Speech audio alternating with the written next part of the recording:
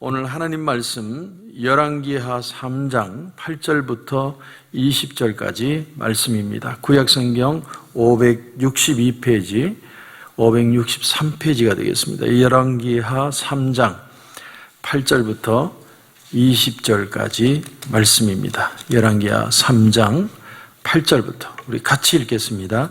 여호람이 이르되 우리가 어느 길로 올라가리까 하니 그가 대답하되 에돔 광야길로이니이다 하니라.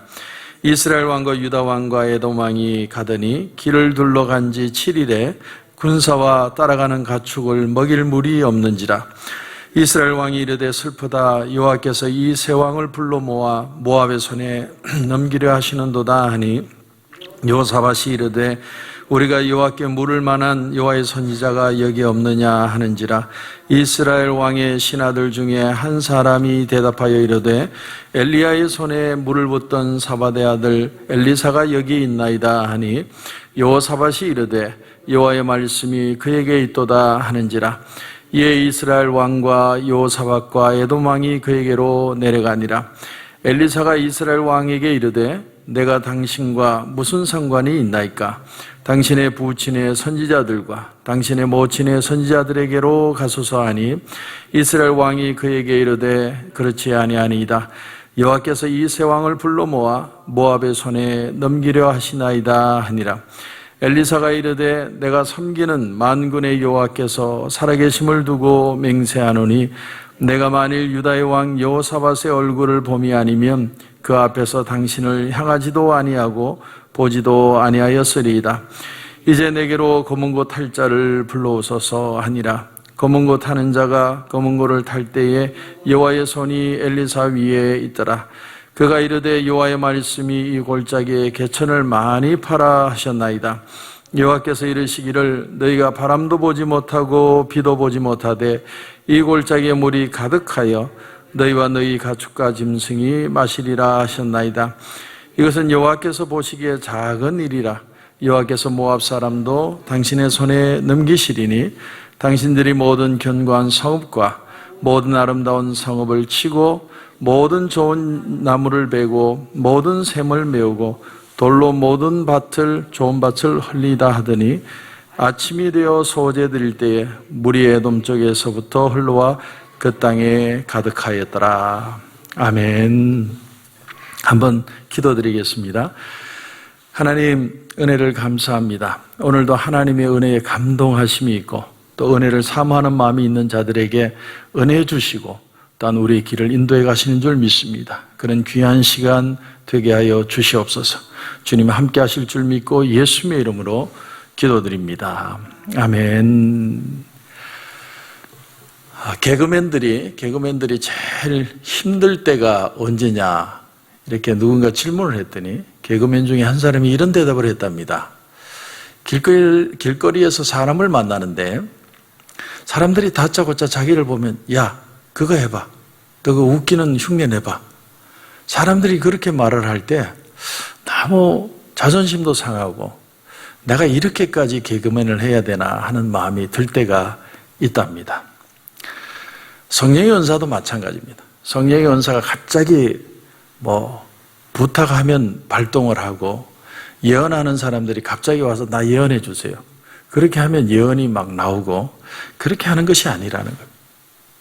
예수님도 당신의 능력을 사용하시는 걸 주저하셨을 때가 있습니다. 수르보니게 여인이 이방 여인이 자기 딸을 고쳐달라고 할 때 처음부터 막 고쳐주신 게 아니고 또 가나의 혼인잔치에 어머니가 와서 물로 포도주를 변하게 해달라고 할 때 여자여 나와 무슨 상관이 있나이까. 주님이 처음부터 발동한 것이 아니라는 거죠.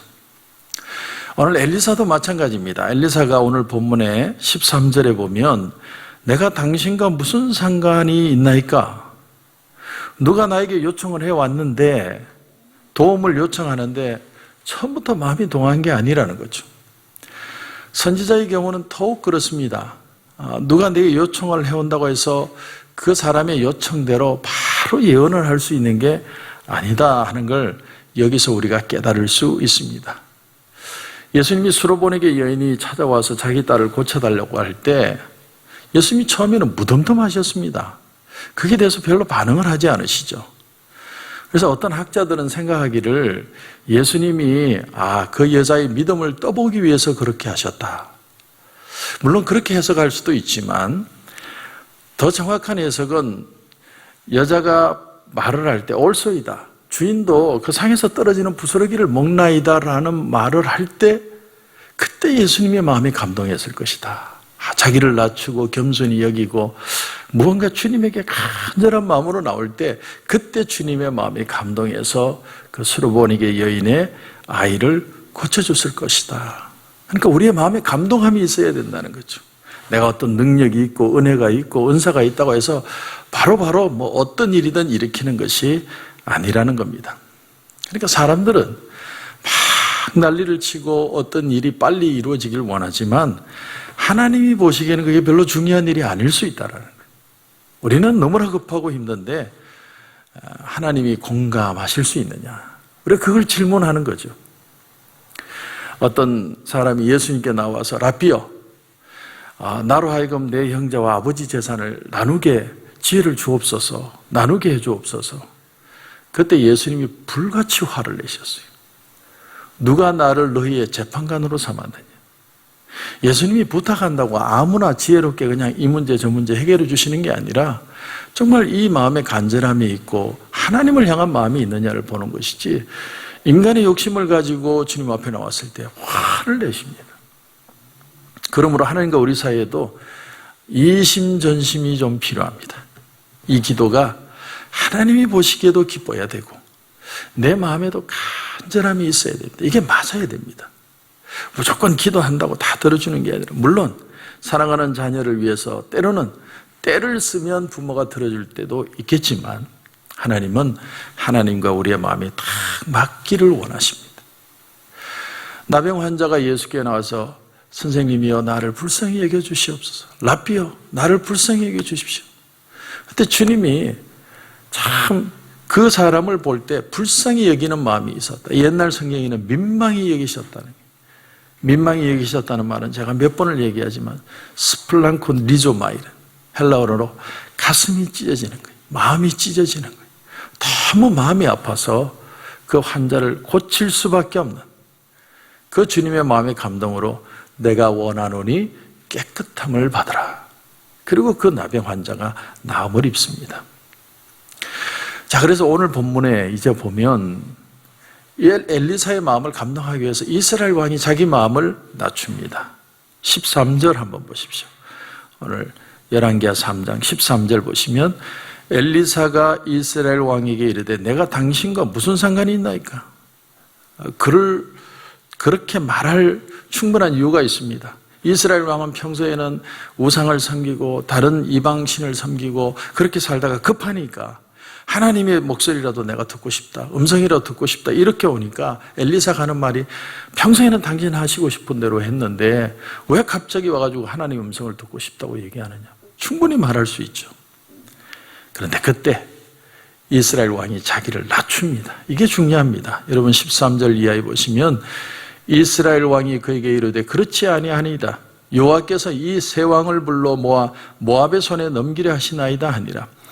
엘리사가 이르되 내가 섬기는 만군의 여호와께서 살아계심을 두고 맹세하노니 내가 만일 유다의 왕 여호사밧의 얼굴을 봄이 아니면 그 앞에서 당신을 향하지도 아니하고 보지도 아니하였으리이다. 그러니까 아무나 선지자에게 간다고 아무나 선지자에게 하나님의 음성을 듣고 자기가 나음을 입는 게 아니라는 거죠.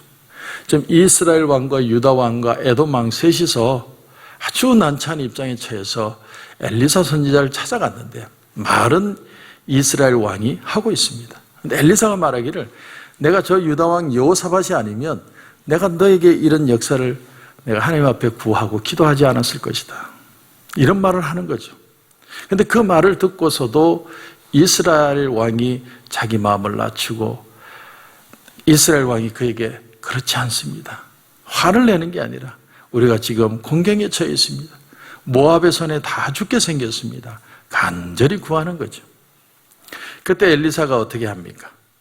자, 15절을 보시면 이제 내게로 검은 고 탈 자를 불러오소서 하니라. 검은 고 타는 자가 검은 고를 탈 때 여호와의 손이 엘리사 위에 있더니 여기서 보면 참 놀라운 사실을 발견하는 게 사람의 얼굴만 봐서 되는 게 아니고 사람이 요청한다고 해서 되는 게 아니라 하나님의 감동이 있어야만 역사가 일어난다는 거예요.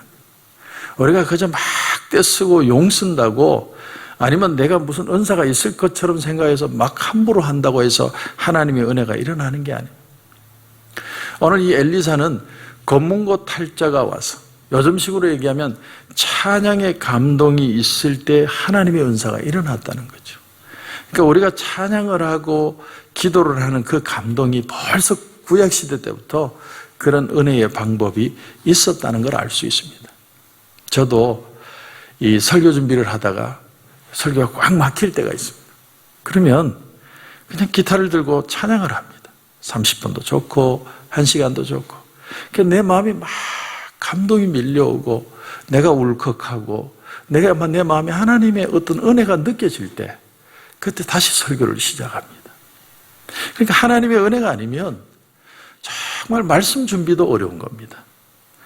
우리는 성령의 은사를 받았는데 받았는지도 모르는 사람들도 많고 그 은사를 어떻게 사용하는지도 모르고 그 은사가 정말 귀한 것인지조차 생각하지 못하는 사람이 많습니다. 그러나 하나님은 우리에게 은혜를 주시고 은사도 주시고 그런데 그것을 사용하기 위해서는 하나님의 감동이 반드시 필요하다. 엘리사 선지자는 은사가 있는 사람입니다. 아주 은사가 많은데 뭐 그냥 원하면 그냥 기적을 일으키고 예언을 하고 그러면 되지 않느냐. 천만의 말씀. 그에게도 하나님의 은혜가 오셔야 되고 하나님의 은혜가 마음에 감동을 해야 하나님의 역사가 일어나고 예언도 할 수 있고 기적도 일어날 수 있다는. 여러분 추운 겨울날 지금이야 차들이 엔진이 다 좋아졌지만 옛날의 차들은 한 30분 예열을 해야 됩니다. 계속 그 엔진을 예열을 해야 그래야 시동을 걸고 차가 갈 수 있는 거지. 안 그러면 차가 시동이 꺼져버리죠. 아주 추운 곳에 알래스카 같은 곳은 뭐 밤새도록 예열할 필요도 있다고 하지 않습니까? 인간의 영성도 그렇습니다. 충분히 뜨거워져야 돼요. 충분히 기름을 쳐야 됩니다. 우리가 이 새벽 제단에 나와서 기도하는 것도 하나님 내게 은혜 주시옵소서. 내 힘으로 살아갈 수 없기 때문에 하나님 내게 은혜 주시고 감동 주시면 오늘을 하나님의 은혜로 넉넉히 살아갈 수 있겠습니다. 그 은혜를 우리가 구하는 것이죠. 엘리사의 경우에는 검은고를 타는, 근데 교회의 음악이 요즘 말로 하면 엘리사에게 필요했다는 거예요. 그런 어떤 기름 부으심, 하나님이 내게 감동을 주시는구나. 그 감동을 줄 때 내게 오는 어떤 그런 아주 놀라운 은혜, 기름 부음이 있어야 한다. 여러분, 살리는 것은 영이니 육은 무익하니라 이렇게 표현을 하죠. 사도들도 그 사실을 알고 있었습니다. 베드로가 성전 미문에 앉아있는 안진뱅이가 구걸을 할 때 은과 금은 내게 없거니와 내게 있는 것으로 내게 주노니 곧 나사렛 예수 그리스도의 이름으로 일어나 걸어라. 예수 그리스도의 은혜, 그 능력이 없으면 내가 아무리 뭘 하려고 해도 할 수 없다. 그래서 우리가 기름 부음을 없인 여기면 안 됩니다. 하나님은 우리가 모일 때 오늘 우리에게 흡족한 은혜를 주실 줄을 믿어야 됩니다. 믿고 하는 게 필요한 거죠. 하나님이 필요한 은혜를 주실 것이다. 기름 부음을 주실 것이다. 그게 믿어야 돼. 믿어져야 됩니다. 근데 처음부터 감동이 오는 게 아니에요. 간절함이 있어야 되고 내게 주신 은사를 사용할 줄 알아야 돼. 그런 마음이 있을 때 하나님의 역사는 일어나기 시작한다. 자, 오늘 16절 이하를 또 보시면 그가 이르되 여호와의 말씀이 이 골짜기에 개천을 많이 파라 하셨나이다. 여호와께서 이르시기를 너희가 바람도 보지 못하고 비도 보지 못하되 이 골짜기에 물이 가득하여 너희와 너희 가족 가축과 짐승이 마시리라 하셨나이다. 자, 비도 없고 바람도 불지 않는데 구름 한 점 없는데 물이 생길 것이다. 가득 찰 거니까 웅덩이를 준비를 해라. 많이 파라. 야, 이건 정말 말도 안 되는 얘기죠. 이건 믿음의 얘기입니다. 믿음이 없으면 이 일을 할 수 없습니다. 하나님이 우리에게 말씀하시는 거예요. 코로나 바이러스 사태가 완전히 종결될 것이다. 이제는 너희들로 믿음으로 교회에 모여서 기도로 준비를 해라. 보이지도 않는데 하나님은 우리에게 그런 에스크를 하실 때가 있습니다. 그때 믿음으로 이 사람들이 웅덩이를 다 팠는데 실제로 아침에 눈을 뜨고 소재 드릴 때는 아침에 예배 드릴 때라는 거죠. 우리처럼 새벽 기도 드릴 때 물이 에돔 쪽으로부터 흘러와서 그 땅에 가득했다. 20절에 그렇게 표현을 합니다. 근데 이 모압 왕이 보니까 그 물이 가득한 게 무슨 핏빛처럼 보여서 야, 북이스라엘과 남유다가 자기들끼리 싸워가지고 치고받고 하다가 다 죽었구나. 그렇게 착각하고는 모압이 전리품이나 얻으러 가자 하고 왔다가 이스라엘 사람들의 공격을 받고 이 모압이 대패해서 도망갑니다. 우리에게도 하나님의 은혜의 감동이 필요합니다. 우리가 그냥 맹성맹성하게 하나님 앞에 요구한다고만 해서 우리가 어떤 은혜를 이루고 나가는 것이 아니라 하나님 오늘 이 새벽에도 내게 감동 주시옵소서. 주님의 은혜가 필요합니다. 은혜의 그 감동이 있어야 오늘 하루를 살아갈 수 있습니다. 하나님이 내게 말씀하시면 믿음대로 되는 것을 분명히 믿습니다. 그분이 나를 위해 싸워주셔야 돼요. 내가 싸우는 게 아니라 주님이 나를 위해 싸워주실 때 역사와 기적이 일어나는 것입니다. 오늘 그 은혜를 구하고 믿음으로 승리하시는 저와 여러분이 되시길 주님의 이름으로 축원합니다. 기도드리겠습니다. 하나님 은혜를 감사합니다. 오늘 이 아침에는 하나님께서 엘리사를 통해 하나님의 은혜에 감동하심이 얼마나 귀한지를 깨닫게 해주셨습니다. 오늘 이 새벽에도 하나님의 은혜를 구합니다. 기름 부음을 경험하기를 원합니다. 다시 한번 우리의 영혼이 살아나게 하시고 우리가 다시 한번 이 세상을 살아갈 수 있는 능력을 맛보는 귀한 아침이 되게 하여 주시옵소서. 오늘 기도하는 가운데 하나님 큰 은혜 주실 줄 믿고 예수님의 이름으로 기도드립니다. 아멘.